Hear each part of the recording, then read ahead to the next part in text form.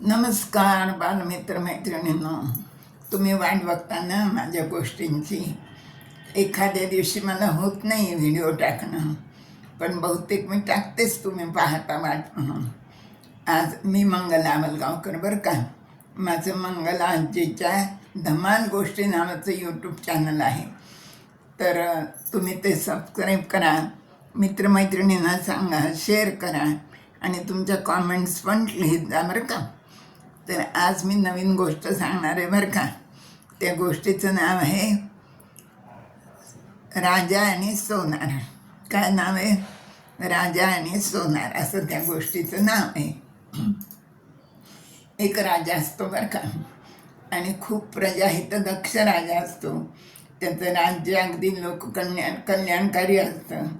आणि मग ते लोकांचं सगळं कल्याण होतं आहे का नाही, सगळे लोक आपल्या राज्यात सुखाने राहत आहेत का नाही, हे बघण्यासाठी तो वेश पालटून कधी कधी गावामध्ये वगैरे किंवा आपल्या राज्यात फिरत असतो. एकदा तो असाच आपल्या प्रधानाला घेऊन एका खेडेगावात जातो बरं का. आणि त्या गावात सगळीकडे जातो. लोक काय कुजबूज करतात, आपल्याबद्दल काय म्हणतात, एकंदर राज्याची परिस्थिती कशी आहे हे सगळं तो पाहतो. पण ते फिरत असता असता काय होतं, त्याचे जे अंगामध्ये कोट असतो ना, त्याचं सोन्याचं बटन असतं, तर ते त्याचं तुटतं आणि पडतं.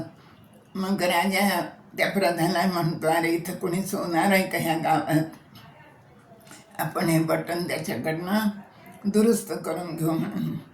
मग तो प्रधान चौकशी करतो. गाव छोटंसंच असतं, खेडं असतं, पण त्या गावात एक सोनार असतो, एकच सोनार असतो बरं का. मग प्रधानजी त्याला बोलून घेतात. तो येतो.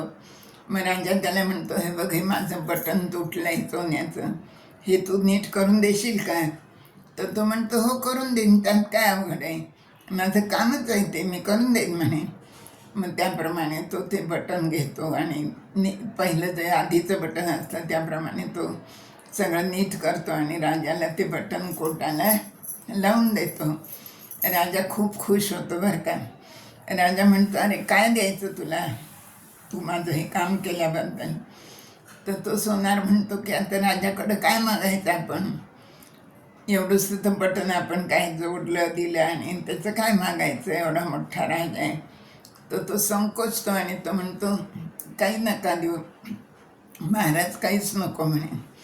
राजा म्हणतो, नाही नाही, छे असं कसं म्हणे, तू माझं एवढं मोठं काम केलंच म्हणे, आणखीन तुला तर काहीतरी मागावंच लागेल आणि मी देणारच आहे.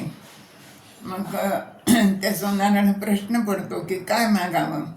मग त्याच्या मनात विचार येतो की आपण 2 रुपये मागावेत का राजाला, 2 रुपये मागावेत, हा राजा आहे म्हणून. पण मग परत त्याच्या मनात विचार येतो की 2 रुपये जर आपण मागितले तर राजाला वाटेल की हा एकुलता एक सोनार आहे गावातला, हा 1000 लोकांकडनं एवढ्याशा कामाचे भरपूर पैसे घेतात आहे. कारण त्या काळी 2 रुपये म्हणजे फार मोठी किंमत होती ना. त्यामुळं तो मग गप्पच बसतो, काहीच मागत नाही. राजा पुन्हा विचारतो की अरे काहीतरी तर मी देणारच आहे, तुला काय पाहिजे सांग. मग शेवटी त्याला प्रश्न पडतो आणि तो मनात विचार करतो की महाराज, आपल्याला जे द्यायचं असेल ते द्या म्हणे, आपली जी इच्छा असेल, आपल्याला जे द्यायचं असेल ते द्या म्हणे. असं म्हणल्यानंतर राजाला विचार पडतो. मग राजा म्हणतो, आता आपल्याला ह्याला काहीतरी द्यायचं तर आपल्याला साजेल असं द्यावं लागेल ना. मग राजा प्रधानाला हुकूम चढतो की ही 2 गावं जी आहेत ना, ही याला बक्षीस देऊन टाका. 2 गावच त्याला भेट म्हणून राजा त्याच्या बदल्यात देतो. आणि राजा आणि प्रधान निघून जातात. इकडं सोनाराला खूप आनंद होतो. तो मनात विचार करतो, आपण फक्त 2 रुपये मागणार होतो आणि राजाने तर आपल्याला 2 गावच बक्षीस दिली म्हणून. तर असंच असतं आपलं सुद्धा सगळ्यांचं. परमेश्वर दाता आहे, तो तो काय वाटेल ते देऊ शकतो, अशी त्याची शक्ती आहे. पण आपल्याला मागायचं कळत नसतं ना. तो प्रसन्न झाला तर आपण आपली जशी हैसियत आहे तर त्याप्रमाणे छोटं काहीतरी मागतो. पण तो दाता असल्यामुळं तो भरपूर देऊ शकतो आणि देतो पण. त्यामुळं आपण काही मागायचंच नाही परमेश्वराला.